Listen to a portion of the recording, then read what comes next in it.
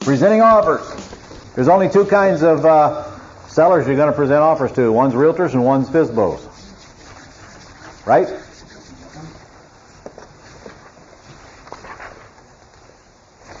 All right. First of all, should you ever make an offer on a FSBO without first asking the seller what they would accept? No. That's a big, big, big no-no. Ye who open big mouth and stick foot in deserve to get choked to death. You never name the price first, ladies and gentlemen. You always ask the seller what they want. You never, ever, ever, ever name the number first. And does that have anything to do with real estate? No. Let the other side tell you what they're asking before you tell them what you will take or what you'll pay. Now, when I sell houses, I name the price. But unless I'm selling for cash like Robin does, I never name the down payment and I never name the monthly payment. She uses it as a sales tool because it's very low, because she's getting them cashed out with special loan programs. If I'm selling houses, owner financing or lease purchase, I will never name the down payment or deposit, and I will never name the monthly payment, ever, because they're always flexible.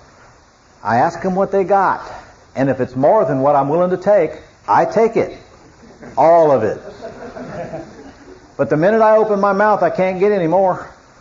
And the minute I open my mouth and I tell a seller what I will pay, I won't get it any cheaper. One of the big, big mistakes is people go out there and they flap their lips and yep, yep, yep, yep, yep. They tell everybody what they'll pay without giving them a chance to tell you what they'll take. Don't do that. Don't do that. So you always ask them the magic words first.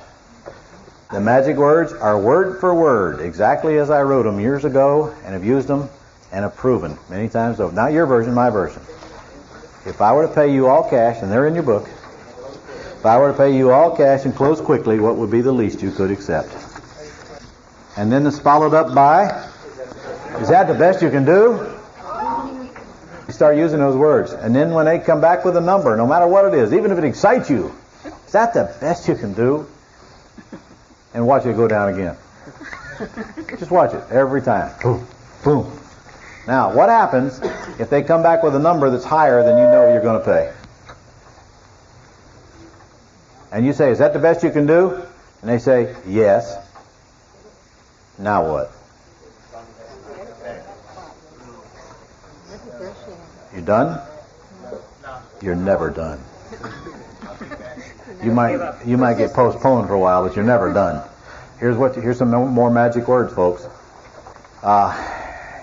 They come back and they say no. You come back with these words exactly. So you're saying, if I don't pay you blank, then you won't sell the house. And if they say, no, that's not what I'm saying, what do you say? Well, if I were to pay you all cash and close quickly, what would be the least you could accept?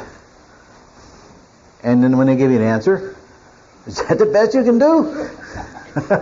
Okay. All right. Now, what if you say, so does that mean that if I don't pay you blank, you won't sell your house? They say, yes, that's what that means. Now what do you say?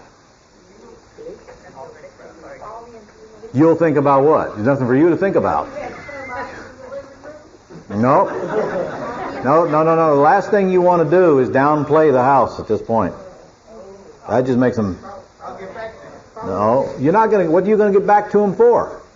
What kind of a stupid thing is that to say? I'll get back to you. Why? You just told me I can't buy your house. I'll get back to you. No. Another phrase. You ready? Okay. What are you going to do with the house if you don't sell it? If he says, well, I'm going to keep trying until I sell it, then you say, well, you want me to contact you in a little while, see how things are going? Yes. Then you do it. Because time and circumstances will change his mind, or he'll sell it. If he says, well, I'm going to bulldoze it and build something on it, well, then obviously you're not going to be buying it.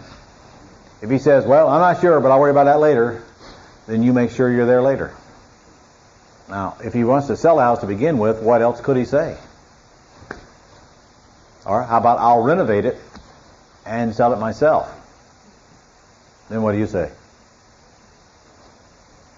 Are you sure you want to go through all that work? Have you tried to hire a contractor lately?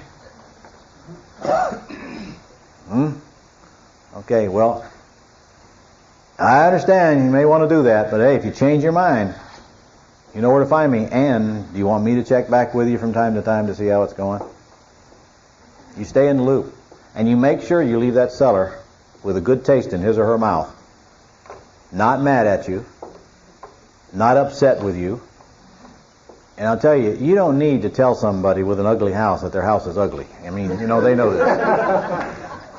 So you don't... The last thing you want to do is sit there and be downplaying that. Well, did you know that this house needs 13.4 linear feet of baseboard, and then there's termites in it and all that? Yeah. Now, if the seller is out of town, that's a different story.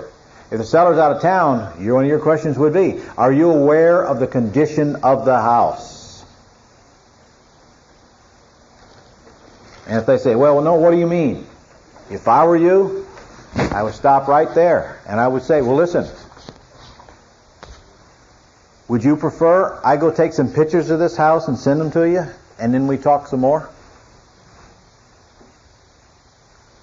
And then when they get the pictures, they can't think you're trying to pull the wool over their eyes, can they?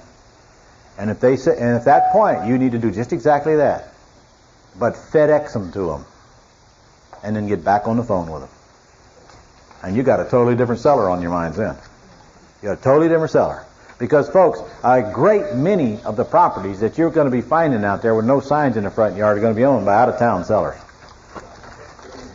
They could care less about this house. If they did, they would have already had something going on with it. Presenting offers.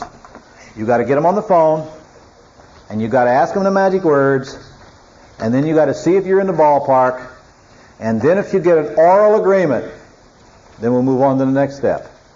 But that's all there is to presenting offers to FSBOs, folks. Now, there are other offers you can structure like the split-funded offer. Split-funded offer. But presenting them is not an issue on these cheap junkers. Now, what about the ones we're going to do through realtors? That's even easier. You just figure out what you want to offer and have the realtor write it up and submit it. You don't get to talk to the seller. So you're going to say, well, can I go contact the seller directly and bypass the realtor and screw them out of their commission? No. Not at all. In fact, do you know that you're tortiously interfering with a contract if you do? And can be sued for the commission and will lose. How do you think I know this? You cannot go buy a property that is listed without getting the realtor paid or getting the seller to release the listing in some cases. You just don't do that. We don't do that. If you want to get a bad reputation in your city, if you want to get realtors madder at you than they already are or will be, just go around and try to screw them out of their commission. You don't have to. Besides, if you're paying cash for the house, who's paying the commission? The seller. You're not. What do you care? The listing, if you call on the sign, who do you make the offer through? Whoever you call. The listing agent. Now, if some realtor brings you deals that are not listed by them, who do you make the offer through? Them. Do I have to tell you this? Or is this common sense? Well, sometimes I wonder if there is anything as common sense left in this country. You would think that would be common sense, but it's not. Take care of the people who are helping you build your business and quit trying to cheat them out of everything. And watch them work for you. First time you get a real estate agent a commission check, they'll love you.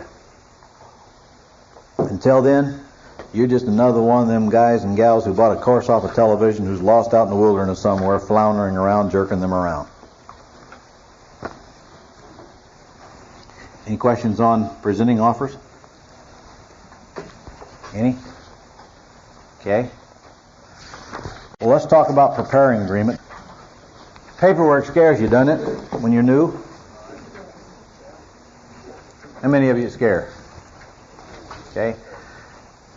Now, there is a filled out version of a deal in this book. Now, folks, if you're buying a property and you're paying cash for it, what you're going to put in the blanks is the exact same stuff as what's in the book, but you should change the address and the price.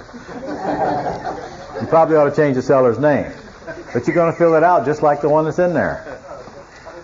For your information, in the wholesaling business, there's only two pieces of paper you ever have to produce. A contract to get in and a contract to get out. That's all. Now we're going to hand you out three. One is for you to go home and make copies of. The other two we're going to use. Now, you say, well, does this contract work in my state? I say, well, yes, but you should get it checked out with your legal beagle before you use it. Shouldn't you? Yes. And I'm not kidding. You should run it through your attorney. Because he may want to add an addendum or something that he feels comfortable with. I will tell you this, if you're making offers through realtors, you can forget about using this contract. You're going to use which one? Theirs. Correct. But if you're making offers through FSBOs, this one is good as anything else out there. And better than most. But again, I want you to run it through your attorney. How many times do you have to run it through your attorney? Once? Well, I don't have an attorney. Well, this would be a good time to get one. Just let him check it out. Okay? Now let's say it's a go. You know what? I don't care what contract you use. Because there's nothing weird about this contract. This is not a hinky contract that I created specifically for you guys to go out and screw the public with. This is a standard, normal purchase and sale agreement. Do you know it's got the same stuff in it that any other purchase and sale agreement, except it might be located in a different area. All purchase and sale agreements all over the country say the same stuff. They just look different. And some of them take 7 pages to say it. And that's because 5 pages of it are realtor CYA stuff. And some of them are written where there's so multiple choice, they get every possible choice there is on one agreement, and that's why they look so long, and they're so scary. But they all say the same things. They say the same things that this one does. And this is less threatening. It's 1.5, just 1 pager here, isn't it? Well, you don't know. You haven't gotten it yet, have you? When you learn this, you'll learn right where to fill in the blanks without even reading what's on it. This is really simple language. If you take the time to read it tonight, you'll see that there's nothing really legalese or complicated about this that I think you wouldn't understand. Now, I am not going to go through this contract word for word, paragraph by paragraph. I am just not going to do it. And there's 2 very good reasons, 3 actually. A, this contract is in both of your courses, paragraph by paragraph, explained in detail. B, there's one filled out in your book for you to use as a guideline. C, I'm just too old and impatient to go through this thing word for word. It would bore me to tears. Now that's the real reason. Well, let's go through the basics here, can we? Let's run through the important stuff to make sure you get to use it correctly. And then, when you go home, I would suggest you just go practice on these things until you feel comfortable filling them out. The worst can happen is you don't get the deal. What's the best that can happen? You get the deal. What happens most of the time? The best. If you make a mistake on this, and you will, it doesn't matter. How do you think I figured out how to do it right? By screwing it up. Finally, I just ran out of mistakes. Folks, you can't live long enough to make all the mistakes. Just do it like I got it in the book. That's all. And improvise and do the best you can. And lo and behold, everything will come out just fine. Now, let's look at the one in the book. You see, there really aren't but a few places you fill in the blank. At the top of that thing is pretty much self-explanatory. Buyer and seller, and 1A is your earnest money deposit. That's the $10 you're going to give the individual. And that's the $500 or the $100 you're going to give the realtor. Of course, now remember, this is not the realtor's contract. This is the one you're going to use when you're sending it to somebody or you're in their home or whatever. And in 1C, I just put the balance of the purchase price, just like that. I'm paying $30,000 for this house. I gave him 10, so I owe him $29,990. Simple math. Number C is the balance due at closing.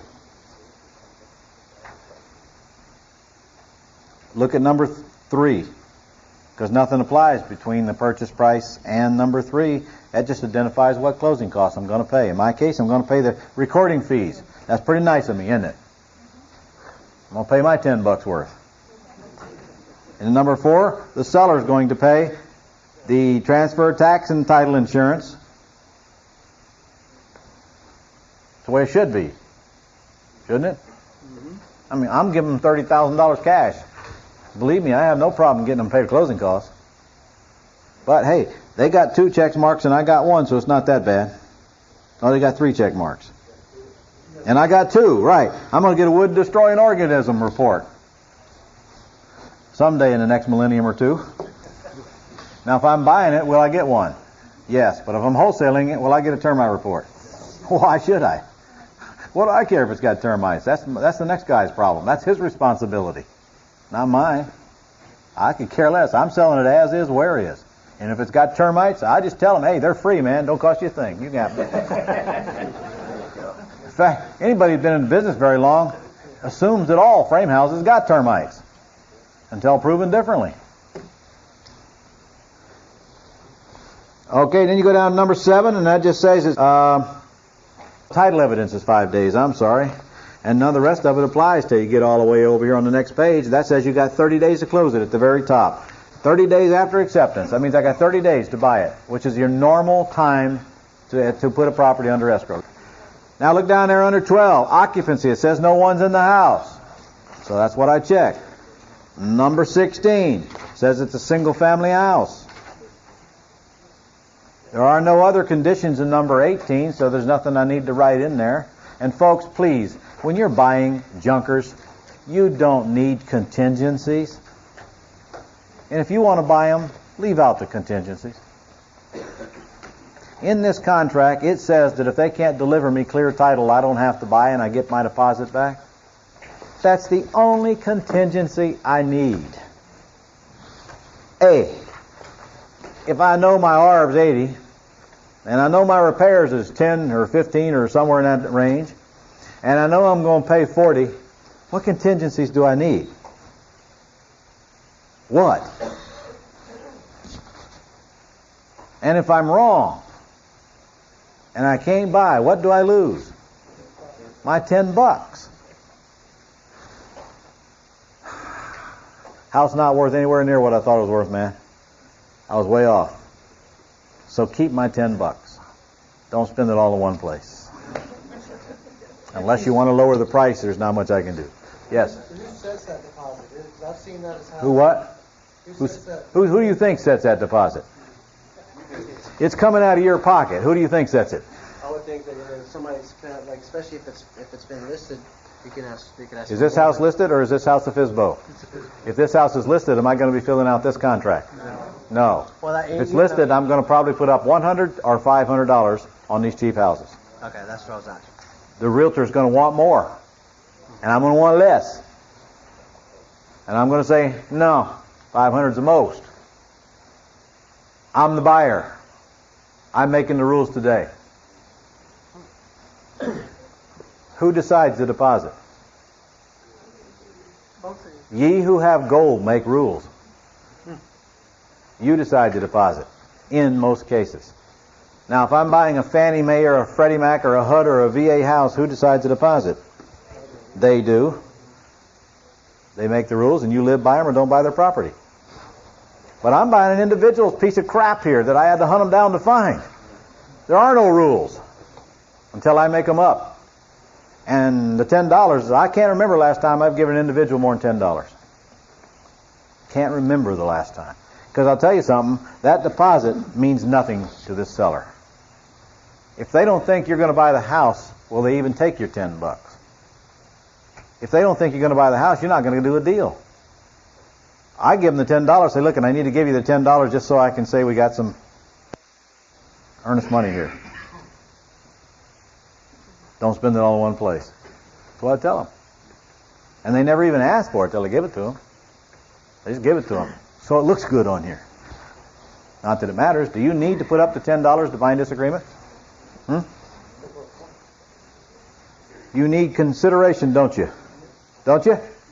Does it have to be money? Nope. It can be love and affection. I love you, man. Just don't drink my Bud Light.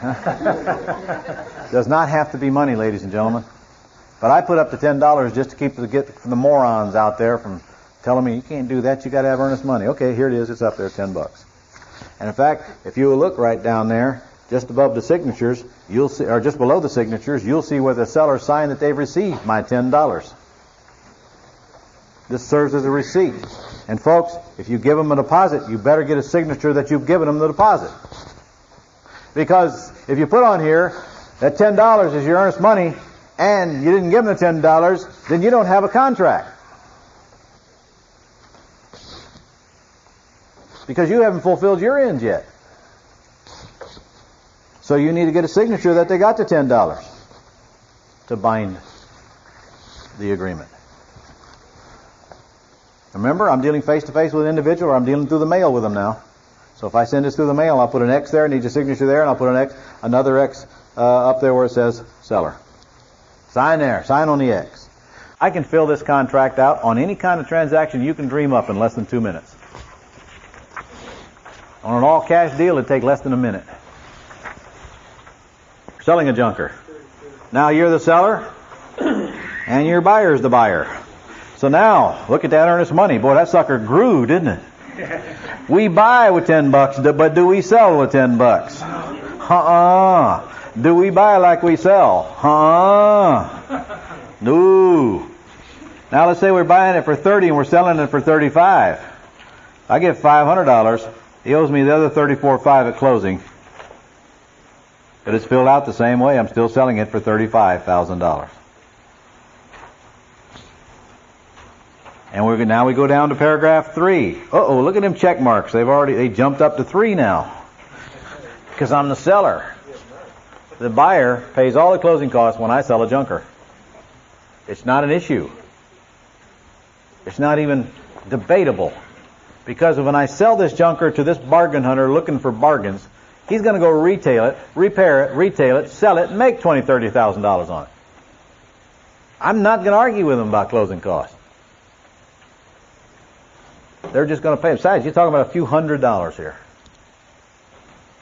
I'm not going to tell you that I paid all the closing costs on everything I've ever sold. I have not. But if you check it off here and they don't argue about it, do you even need to bring it up? Now, who should be filling this out? You should. Absolutely, you should. Okay? Now go down to paragraph 6. See that proration section that's crossed out? You notice I didn't cross out on my buying contract. Why do you think? Well, hey, when you buy a property, isn't it customary for the seller to give you a credit for taxes that are accrued that may be owed? Customary, isn't it? Well, when I'm buying, I don't want to do anything out of the ordinary. Customary, I get that credit. When I'm selling, however, the heck with customs. Where does it say I got to prorate taxes when I'm selling a bargain to a bargain hunter? It doesn't. We mark out the proration section, so I receive the taxes when I bought, but I don't give them away when I sell. So my buyer simply picks up the tax bill whenever it comes due. Say we're in October. Trip, I'm going to net $35,000. I'm not prorating taxes. When you get the tax bill, pay them. Frankly, I don't care if you pay them or not. Do whatever you want. It's your house. Now, the taxes on this house are $1,000 a year, and I'm in October, and the taxes are due at the end of the year. Didn't I just save myself $800? Huh? Check marks. It's a mighty tool right there. Now, until you learn where to put the check marks, it'll cost you a few $100s more per deal. So what? It's the cost of business. But if you do it like I showed you here, you won't have to do that. You can learn right from the beginning. In fact, you can pay for this boot camp next 2 houses just wholesale just in closing costs.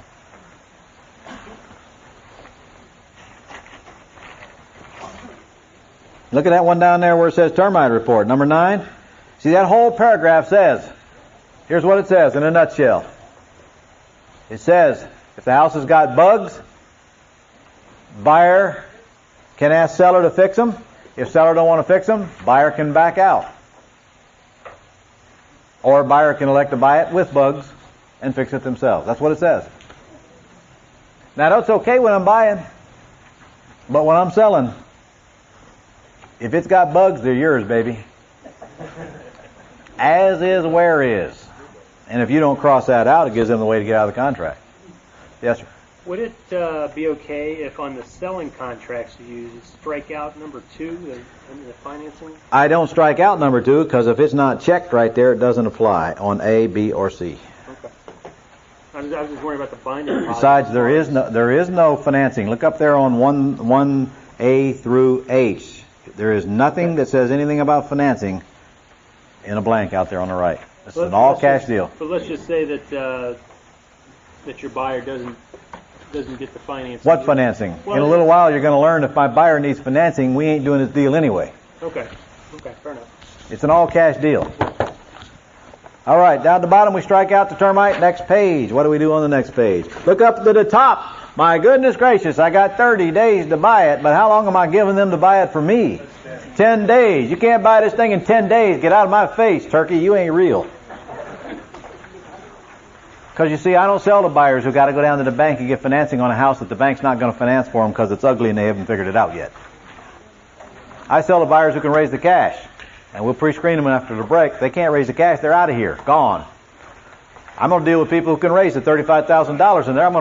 I'm going to be sure they can raise it. And they're not going to sign this if they can't close in 10 days, are they? So they're going to pre-screen themselves right out, aren't they? Yeah, I'm going to pre-screen them before I get a chance for them not to sign this, though. 10 days. If they can't get my house closed in 10 days, take a hike. Remember, the title work has already been done by this time. The only thing left to do is for the closing attorney or title agent to draw up the paperwork. That's all there is left to do. That takes 10 hours maybe, not 10 days. So, big mistake you could make is getting yourself 30 days to buy and giving up 30 days to sell. That'll be a long 30 days. Now, on the other hand, if you did that and you screwed it up, looks to me like I put out $10 and I got in 500. 490 ahead from this moment forward, aren't I? But you didn't get into this deal for $490, did you? No. Okay, look at number 12. It says this house is being sold in its present as-is condition. Man, you can't put too much stuff in there. No warranties, expressed or implied. As is, where is, no guarantees. You can't put too much stuff. They take it just what they get. What you see is what you get. And you got to make it clear, folks. You got to write it in there. Do not leave that blank. Write in there. As is, no warranties. Whatever you feel comfortable writing in there. Because the handwritten word supersedes the printed word. If it's written with a pen, it is considered to be the true intent. Now it says the house is being sold as is. I want to write it in there again just to make sure that it was very clear that was the intent. You guys are going to go home and you're going to stick this contract in your computer, aren't you? So you can print it out purdy, aren't you? Well, I'm going to tell you, if you print it out of your computer and it's not written with this, it has no pull. It has no clout. I don't want you to do that. I want you to take this in its current format and take it with you everywhere you go and fill in the blanks with a pen. I promise you, it won't hurt you. You can still use a pen in this society. I don't want you spitting out pretty contracts. I want you to fill in the blanks by hands. Everybody clear on that? Besides, you can fill this in before you can get that stupid computer warmed up. Can you see yourself sitting in somebody's living room with a computer and a printer hooked up to pull up a contract? Jeez. I don't think so. They can buy it 5 minutes after I buy it, because I'm not going to buy it till they buy it. They're bringing in the 35 grand in order for me to get the 30 grand that I got to use to buy it. Most of the time. It's a simultaneous closing. That's why I don't want to give them the whole 30 days to jerk around my escrow period, and I find out that I don't have a buyer, or I don't even have time to raise the money by the time I find out that they're not going to buy. Yes. Your people are ready to go. As soon as they call you and say that they're ready to go, you take a Correct. Yeah, most of the time. Now, if I'm buying a property from a Fannie Mae, sometimes it takes them 2 weeks just to get the deed to the closing table. That's okay. I'll just make my buyer wait till that time comes and have them there then. But frankly, when I put a property on a contract to sell it, we're usually closing it 2-3 days later. Because the kind of buyers you're looking for are pushing you to close. Pushing you. You don't have to push them because they can't make any money till they buy the house. Yes? The wholesale transaction you're talking about here? Yes? We are talking about a wholesale transaction right here. That's what this is. So if I buy it for 30 and I sell it for 35, how much do I make? $5,000. What about my closing costs? There aren't none. They went away. In fact, I'm going to make money on this closing. Am I going to take $30,000 to this closing? They're prorating taxes to me. You see that? But am I going to net 35 on the other end? Yep. So I'm actually going to make more than 5. A few $100s more than 5. Some states require an attorney. Some states you can do it with a title company. It wouldn't hurt you a bit to write in there the earnest money is non-refundable. But frankly, there's no. Yeah, just go ahead and write in there. Wouldn't be a bad idea. No, when you're selling. When you're selling, write it right there, line 1A. Just write it above the line, non-refundable. That's probably a good idea. You can't write it too much. You can't spell it out too much. Non-refundable. Okay, what goes in 1A? $10. What goes in 1B? Nothing. What goes in 1C? $29,990. What goes in 1E? Nothing. 1H? $30,000. Is it exact or approximate? Exact. Is the down payment in 1C exact or approximate? Exact. Correct. If there's no loan balance they're assuming or taking over, it's exact. If there is, it's approximate. Because the loan balance changes daily. 2A, nothing. 2B, nothing. 2C, nothing. 3. What are you going to get? What are you going to pay? You're going to pay recording? Mighty nice of you. What are you going to and 4, what are you going to check? Everything. You're not going to check every mark on there, are you? You know how bad it's going to look if you put a check mark in every one of those blocks, especially if most of them don't even apply? Transfer, tax, and title insurance are your 2 biggest expenses, folks. Now, if you're going to have an attorney do this, you ought to pay the attorney's fee because then he'll work for you. You going to get an appraisal? No. Nah. Okay. What do we do about paragraph 6? Nothing. What are we going to do in 7? 5 days. After acceptance? 8? Nothing. 9? Nothing. Now, does 9 give us an out if we wanted it? Yeah, basically. But are we going to get an organism report? Depends. Am I buying it or am I wholesaling it? If I'm wholesaling it, I'm not getting anything. No report except title search, which is our next step. I'm not getting what do I want a termite report on a house I'm not buying for? I don't care if it's got termites. They all got termites, as far as I'm concerned. Number 10, on the back. How many days to close? 30. Where does it go? What do I check? After date of acceptance. 12. As is, no warranty. Oh, no, wait a minute. Oh, I'm buying. Oh, leave it blank. Yeah. Number 13. Just check the vacant part. Number 14. If there's no what personal property do you want in an ugly vacant junker? Well, you never know. Sometimes they come with houses full of furniture and the like. If it is, just put whatever you want there. Okay, 16, zoning. I don't care if you put anything. If anything, put SF for single family. 18, nothing. There are no additional provisions. And then you sign it, get them to sign it, and then what about down there below the signatures? Have the seller sign they got your $10 and you're done. You're done. You keep the original, give them a copy. Okay, this baby's bought. This baby's bought. Now, before we go any further, we better find a buyer, don't you think? So what's the next step? No, it isn't. According to my book, the next step is check the title. Check the title. Now, I don't get the title check till after that's signed. Then I check the title. Now, how do I check the title? I call my title company, I call my attorney. Whoever I'm going to use to close it is who's going to check the title. And if this is my first time, I have to go develop a relationship with them.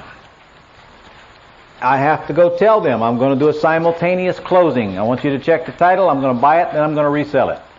First, we got to get to the title checking stage, and that means you need to develop a relationship right up front with somebody that's going to close your deal for you.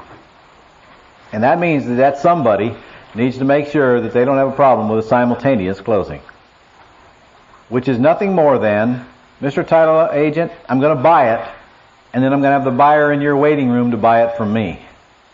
You're going to do 2 closing packages. I'm going to buy it, and I'm going to sell it. Now, if you think that means that you're going to get double title insurance, you and I need to talk. Because I don't need title insurance for 5-minute ownership. My buyer will be buying title insurance, and I don't intend to. I'm not asking you to do anything strange, with one exception, and that is, don't expect me to write you a check to buy the house. My buyer will bring in the funds. You're to take their funds and subtract out what the seller gets, and I get the difference. Is that a problem? If that's a problem, what do you do? Next. Now, as he just explained, in areas where I have come before and wreaked havoc on the community, and where others have paid the way before you, you ain't problem at all with that. I mean, it's just simultaneous closing going on all around the country. Just like the ones you've been hearing about right here in this room. You just got to get to the right closing agents. Now, some of them are going to give you a hard time because they don't do this on a normal basis. Some of them aren't. Depends on where you live. Do not allow any of the vendors that want to run your life for you and tell you what you can't do. Do not allow them to steal your dreams. I'm telling you, you can do a simultaneous closing wherever you live. You have to find people who aren't going to give you a hard time. Now, if you're going to have a lot less trouble finding an attorney, well, I don't know. It doesn't really matter. Title company, attorney, either one. If you're working with somebody who really understands real estate, it shouldn't be a problem. Find them, have them order the title. On the first one, you probably need to go see them. From that point on, you'll just call in the order. You need to also ask them while you're there, listen, from now on I want to just call in the order. I'm going to bring you the buyer. I don't expect you to charge me anything. You're going to write a title policy. If you don't write the title policy, whatever you want to do, I'll pay you for the search. You shouldn't be paying more than $50, $75 for a search max. And you shouldn't be paying that if you get a relationship going with your title company. And if you do pay it, they can bill you. If your title company wants you to send them money before they even do a title search, maybe on the first one, but not after that. After that, you should do it without leaving your desk. You order the title, sure, all you're going to need is a legal description and the address of the property and probably the seller's name. That's all you're going to need. Oh, what about our seller? We didn't know his name, did we? Seller or owner of record. Now, that's going to be highly unlikely if you're dealing with the guy face to face, isn't it? Okay, but anytime you don't know the seller's name, it's owner of record. Now, If you're mailing this one, if I'm mailing this, I'll know their name. no, but would you sign first and mail it to them? If I'm mailing that, I would probably go ahead and sign it, because if they change anything, it negates the contract anyway. And that's a good point. Anytime there's a change made, you don't have a contract unless that change is initialed by both parties. Please understand, I make you an offer. You make one mark on that offer other than your signature. I have to initial that change. If I don't initial that change, we never had a meeting of the minds. Therefore, we don't have an agreement. You can't initial too much. You can't. But if I wrote it in there, normally it doesn't require an initial. It's when they change it that it requires initial. So you would need to keep a copy of what you did originally. I'm going to keep the original. I always keep the original. If you're mailing it. Oh, if I'm mailing it, I got to get them to sign the original. I'll keep a copy of what I mail them, sure. Not that it matters until I get it back. We don't have a deal anyway. But yeah, you keep a copy.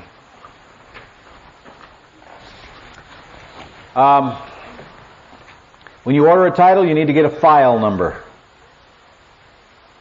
All right, you got title ordered now. 2 or 3 days later, what would you ask when you order? Say, how long is it going to be? Man, if they tell you 2 weeks, tell them A. This is me you're talking to here. 2 weeks. You meant to say 2 days, didn't you? Folks, it only takes 2 or 3 days to get title search, and if it's going to take any longer than that, go someplace else. You know how long it really takes to do a title search? 15 minutes. 15 minutes. Getting around to it takes the time. If it's going to take 2 weeks, they don't want your business. And incidentally, go to the small shops. Don't go to the big shops. Build relationships. Go to small. Go to mom and pop shop. A title company is no different than an insurance agent. You got the big conglomerates and you got the small shops. They're all written by the underwriters the same. Just somebody sitting in there handling the sales and paperwork. That's all title companies do, you know. They sell title insurance and they write up the paperwork. Now, I've ordered a title. 2 or 3 days later, I call back and title's clear. Now I'm ready to sell. What if title's not clear? Very simple. You ask the title agent, what's wrong? He tells you. You don't have a clue what he said. Your next question is, well, what do we have to do to fix it? That's what you want to know the answer to. And then he gives you the answer, and you say, well, can you fix it? Can you fix it? And if they want the deal, they'll say yes or no. Now, if the answer is no, there's no sense of you looking for a buyer, is there? Is there? No, because you can't deliver title. You can't sell a property. Title problems come in all shapes and sizes, ladies and gentlemen, and I just can't do a title policy problem class right now. But I will tell you, there isn't a title problem on earth I can't fix. But if I fix it, I want to get paid well for it. And you're not ready for that yet. So for right now, you're going to have to deal with the ones that have clear title or the ones that they can fix for you without a lot of work, okay? You want to fix title problems and you want to make a lot of money on all kinds of neat crap that comes along with the properties like liens and judgments, that's another class. That's not this one. Yes, ma'am. Taxes, it's rare you're going to buy an ugly vacant junker and not have taxes owed on it. If they have a lien for the IRS, you're going to make me do this title clearing class anyway, aren't you? If they have a lien from the IRS, she says. 120 days to clear. Who told you this? One of your tapes. You heard it on one of my tapes.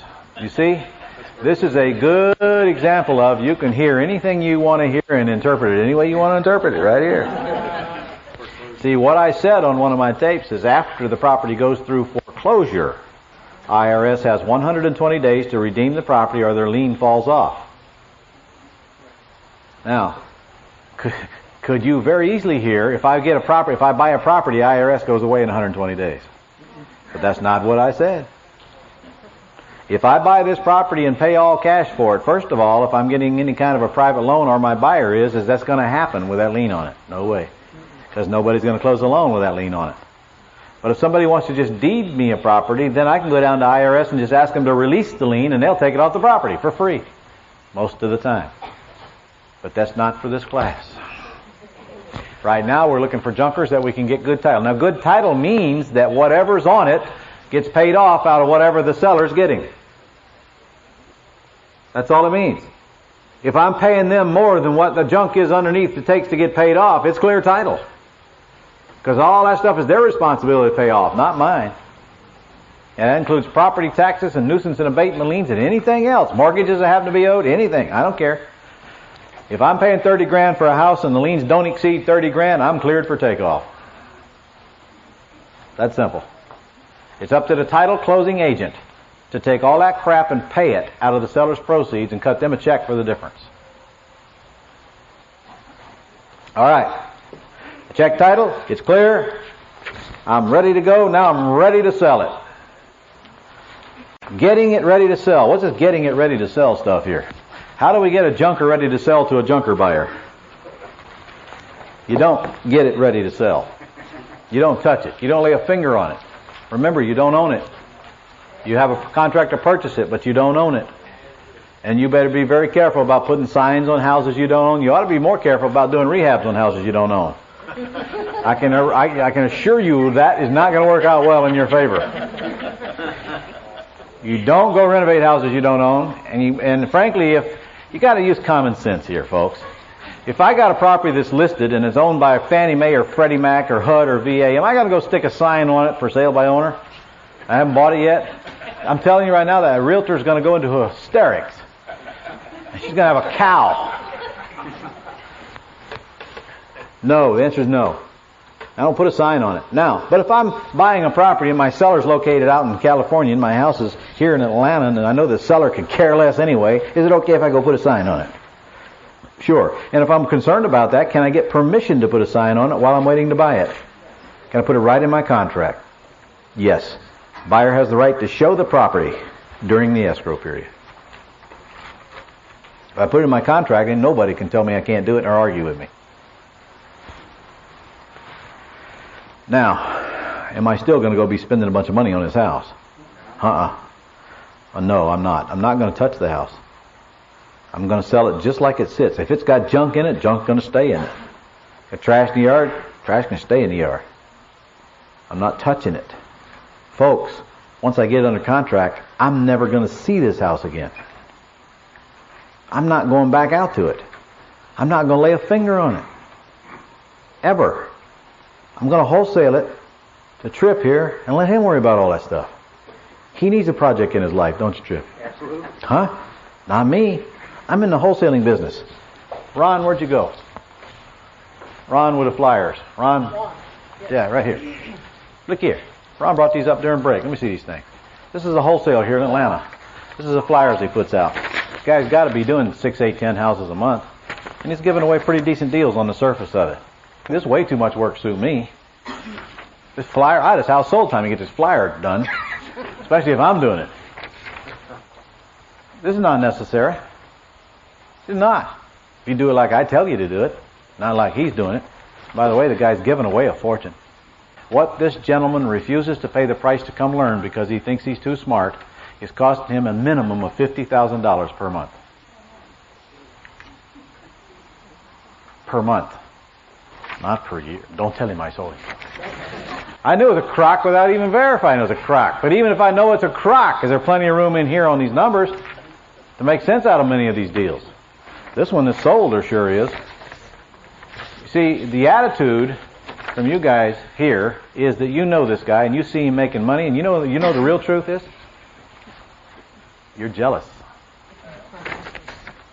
That's the real truth. You're jealous, and in your mind, you're doing everything you can to justify why this guy's a crook. This guy's doing nothing more than what I'm teaching you to do right now. Except I'm teaching you to do a better job of it, that's all.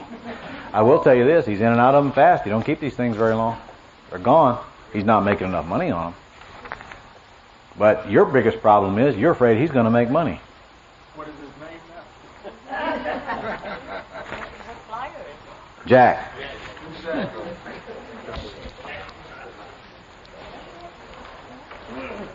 You have no idea how many houses I have sold to other investors and how many of them chose not to buy from me because they were more worried about what I was going to make than what they were going to make. And those are not the kind of people you're looking for. In other words, we're not looking for buyers like those in the room, are we? We're looking for people who are concerned about the real dollars based on the real verifiable facts, and if it fits their needs, then we'll sell it to them. Which is a real good reason why you're going to have a hard time selling properties to people in your RIA groups. The greed glands get them. And that's the long and the short of it. So, how many of you belong to RIA groups? Good. It's a nice place to hang out once a month. I ran one for 8 years. I know what the REIA groups are made of. These are real estate associations, for those of you who don't know. Most of them are nonprofit organizations where a bunch of folks get together once a month and tell a bunch of lies and listen to a speaker or two, and they are good places for you to be. They really are. You need to belong to your local REIA group, as long as you don't get carried away, start thinking like some of them that are in there. I ran one for 8 years. Ray Rock ran it for a year after and still in Jacksonville. You know, the group hasn't grown one member since we left, because pretty soon the thinking within the REIA groups gets to be absolute poison. Now, I will tell you that Georgia REIA right here is the best group in the country by far. It is not run like the rest of them, and they really do a nice job here of giving to their member. But it's not the way it is in most REIA groups around the country. I found that if you're going to sell properties in the REIA group, it's going to be a hard job because their greed glands get out of check. And here's what they're thinking.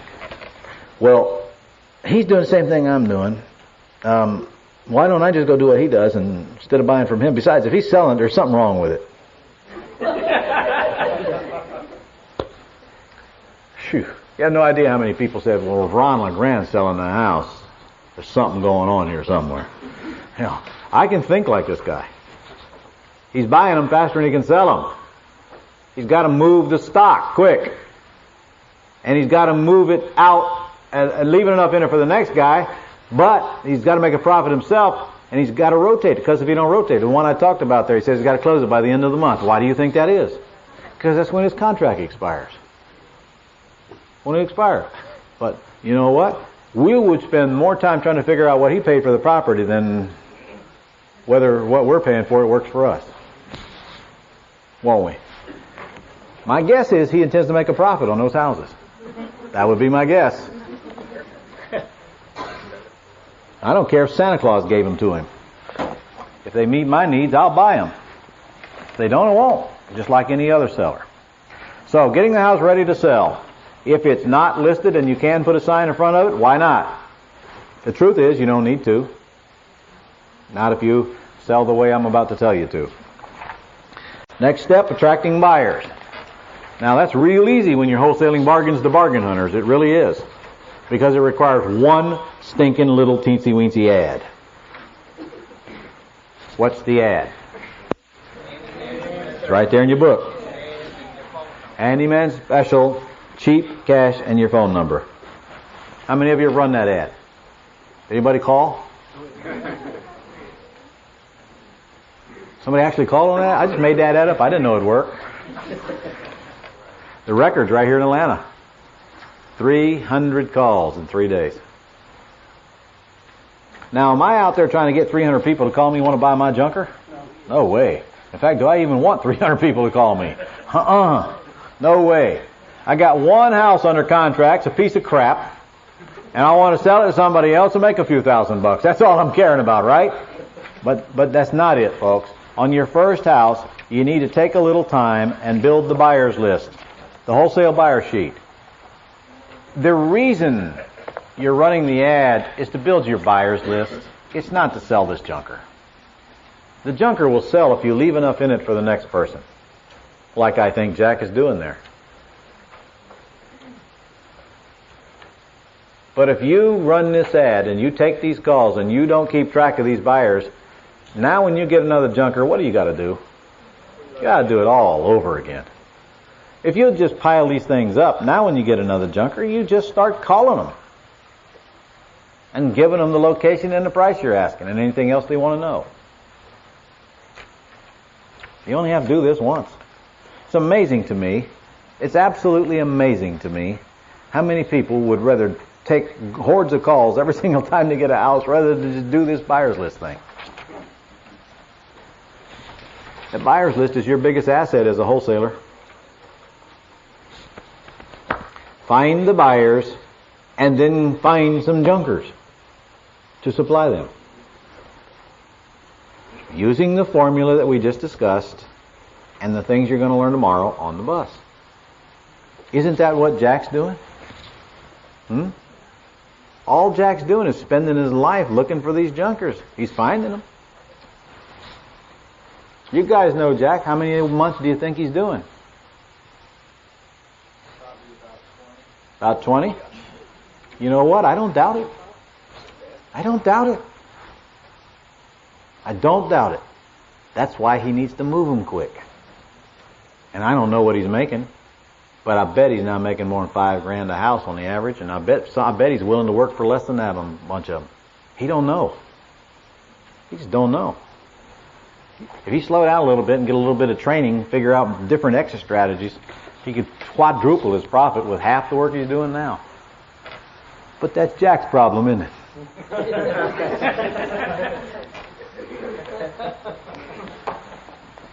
Okay, so we're going to run this ad. Where we're going to run it, we're going to run in the investment property section of the newspaper.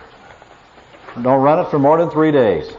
When you run it for 3 days, be prepared to take the calls, or at least these you can take on the answer machine if you want, but call them back and fill out the buyer sheet. Get somebody else to call them, whatever you got to do. Now, does it matter if you run it on the weekend versus the week? No, it doesn't. Just run it any 3 days you choose. And you should get more than enough buyers calling you. Now, getting buyers calling you is not the hard part. The hard part is, what are you going to do with them when they call you? Now, 2 words of caution. 2 words of caution. If you've got a property in a war zone and you're trying to ask non-war zone prices on it, are you going to get it sold for what you're asking? No, you're not. Your buyers will know. That's problem 1. Problem 2. If you're outside the war zone and you paid too much and now you're trying to get too much times 2, are you going to get it sold?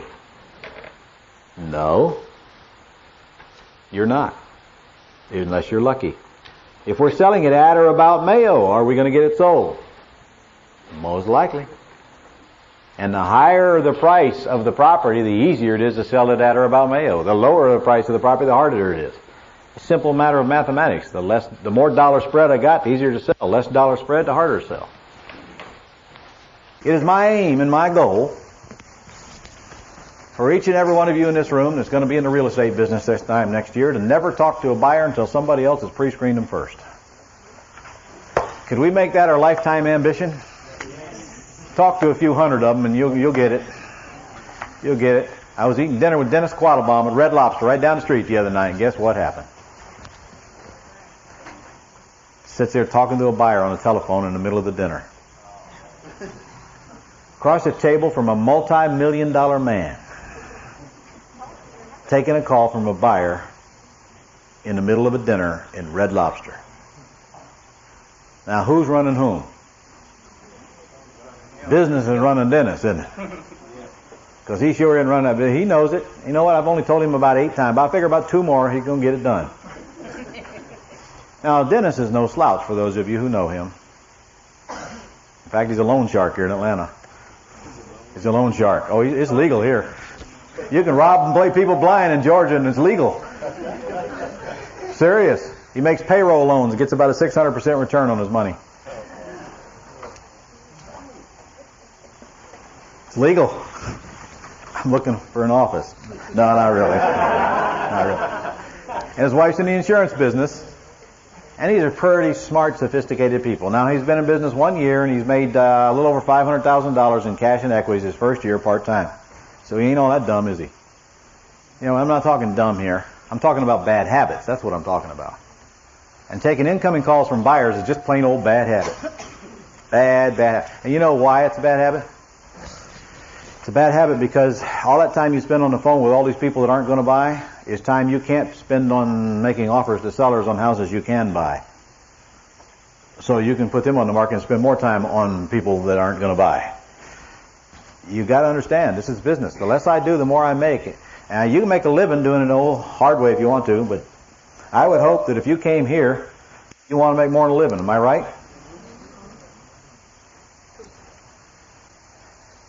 Taking what takes the most of your time and fixing it. And taking calls from buyers is something you should not do very long, ladies and gentlemen. In your early days, yes, but not for long. Ask Ray Rock when's the last time he took a call from a buyer who wanted to buy a house on the inbound. interrupting him whenever they felt like they should interrupt him. 3 years. What happened to your income since you quit doing that, Ray? What happened to your income since you quit taking calls from incoming time wasters? Skyrocket. Amazing, isn't it? Do you know how I learned to do all or not do all this stuff I'm telling you not to do? I did everything I'm telling you not to do for 10 years. For 10 years, I did the exact same crap I'm telling you not to do. And that 10 years, all I ever made was a good living, just like Jack. And then I figured it out. The less I do, the more I make. And I started doing the smart stuff. And man, did my income take a real jump. Because I was able to focus on the things that let me produce that income and not on all the crap that didn't. And taking calls from buyers is a waste of your time until they've been sifted and sorted. And that includes these buyers. Anybody can take the call from these buyers and fill out that little old short script, can't they? Man, how would you like to take 300 calls in 3 days? I don't know, you wouldn't have time to do anything else. Yes, sir? How do you handle your non-English speaking callers? I sure don't talk to them. You know, when I'm not answering the phone, I don't care. I don't. I don't know. Who takes calls from non-English speaking buyers? Robin's got somebody in her office now that takes Spanish calls, right? See, I don't know. Why? You get a lot of them? Yeah, not in the area, yeah. Well, then you ought to probably get an answering service that has somebody that can take them. Yeah. And when you start building your staff, you can have to have somebody on staff that can is bilingual or whatever language. Where do you live? Even the Americans don't speak English there, do they? Pre-screening buyers. Okay. They're calling you. Here's the catch. Here's the real marginal shift you better focus on right here. You're going to get a lot of calls from a lot of people, aren't you? And are all of them going to be real prospects? No, they're not, folks. They are not. Now, I'm talking about investors here. Who is the only people, or no, not the only, but who's the, by and large, who we sell junkers to? Investors. We will sell some to owner-occupants. Well, landlords are investors. In fact, let me make a point right now. Wholesaling bargains to bargain hunters, that's the only time you're ever going to sell properties to investors. You're never going to retail a house to an investor. You're never going to sell a pretty house to an investor. Those are all owner-occupants. Right now we're dealing with investors. Now the good part about investors is that they keep coming back to the well if they get what they wanted the first time.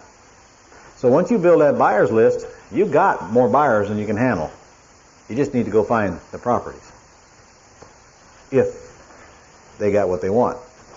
I've sold one entity 25 junkers over a course of 3 years. So it's how we now what we're going to do when these calls come in. If you're going to do it yourself, you fill out the script. If you're going to get somebody else to do it, you let them fill it out. Isn't it going to be cool if somebody else were to fill out all these scripts and all you had to do is look at the script and see if there's any reason to even call these people back? That's what I'd do. And then I'd call back the ones that are serious and only deal with them. And then I'd make me a buyer's list from that pile. And I'd eliminate all the brand new seminar graduates who don't have a clue. Will you know they don't have a clue? Yep. They'll sound just like you, won't they? They'll ask questions like, I want to buy it. Will you owner finance it with me for nothing down? Yeah. What else will they say? Help me out here. I can't even remember because. The guy asked me if I turn on the gas and electricity. Turn on the gas and electricity for him? Yeah, at a house out under contract, and I didn't own that. Okay. What else? They can option it from us? Okay. Who else? What else? I can't think of what they say anymore. I don't talk to them. So, I don't know. You can tell. I'll tell you, here's one. If they ask you how to get to the property, you know what I tell them? You got a map book? It's in there. You can find it, can't you? Well, you give somebody directions to a property about 150 times, and only to let them tell you, now, can you hold on, let me get a pencil? See how many times you want to keep doing that nonsense. Absolute pure time wasters, folks. Just total time wasters. They wouldn't know what to... If you were asking $30,000 for this house and you told them, but for you I'll take $2,000, they still wouldn't buy. They just got a book in the library and now they're experts. They've been in the business an hour and a half already. Or they got some somebody else's tapes that's bought 4 houses in their lifetime and is now the real estate expert. They just don't know. Now they're trying to learn. But are they going to learn at your expense? They are if you let them. They are if you let them. You see, they don't know yet that they can't buy a house and then go down to the bank and borrow more money on it than it's worth when it's extremely ugly. They heard somewhere that they could go borrow money to buy houses, but they didn't hear that it won't work on the ugly houses, and banks don't like ugly houses, and they surely don't loan more than you're paying for them. And so they're going to learn all of this while they're jerking you around tying up your property if you let them. Or they want to come in and tie up your property and wholesale it. Got a lot of nerve, don't they? Are you looking for somebody to come in and wholesale your houses for you? Can't you do that yourself? All right. So when they call you, the first thing you got to do is try to decide in your mind, or when you call them, preferably when you call them, try to decide in your mind whether they're real or not. And you will know. And some of them will talk a good line too. Some of them will say, well, man, I got this big pile of money. I got a partner with all this big pile of money. That's the biggest crock of crap you're ever going to hear in your life. I'll tell you how you can weed them out real quick. First, you send them out to the property. That you must do. In fact, could your answering service give them the address of the house and your asking price? And should they? Yes. Absolutely. Yes. And now, when they go out and take a look at the house, they're either going to be in or out. That is, the few that even go out. It'd take 50 to call to get 5 to go look. They don't have a clue. I mean, I sometimes wonder why people call. They must be lonely, want somebody to talk to. Why would they call and get the information if they don't even bother to go look? I mean, unless they know it's in a war zone. If it's not in a war zone, why don't they even go by? Because they don't intend to do anything. They feel like they've accomplished something by making the phone call. Now, I'm sure this is not going to be the case for anybody in this room. I'm guilty. You're guilty? Okay. But you're here for salvation, aren't you? Okay. Amen. Calling them and getting the information is not going to get the job done. Now you got to go look at the house. And then you got to make an offer. So, the ones that are serious will go look. And if they like what they see, and if you've left enough in it for them and it's not in the war zone, they should like what they see. And they will call you back if they're interested. Folks, haven't you now just sifted and sorted out the real players? Yes? Yes. And how much of your time you got in this deal so far if you got somebody else taking these calls? Oh, yes, you do. You had to fax the ad to the newspaper. Isn't it great? I don't have to spend my life on the telephone talking to people. Especially all the people that aren't going to make me any money. I'd rather be playing with my kids or playing with my wife, which is something I don't get to do very much anymore. I've been on the road. Geez, how long have I been gone? I don't know. What day is this? Friday. I'll be 6 days out before I even get back. All right, they're going to call you back if they're interested. Now, here's where you're really going to get trapped if you're a beginner and you don't realize this. When they call me back and they tell me what's the first thing they're going to try to do to you? Beat you up. They're going to ask you, if I pay you all cash and close quickly, what's the least you could accept? And in fact, aren't you going to feel lesser about them if they don't ask you that? If they don't ask you that, if they don't try to beat you up, they're not all that good, are they? And what are you going to say? If you're selling it for 35, you're going to say 35. And what are they going to say? That's the best you can do? Yep. Best I can do.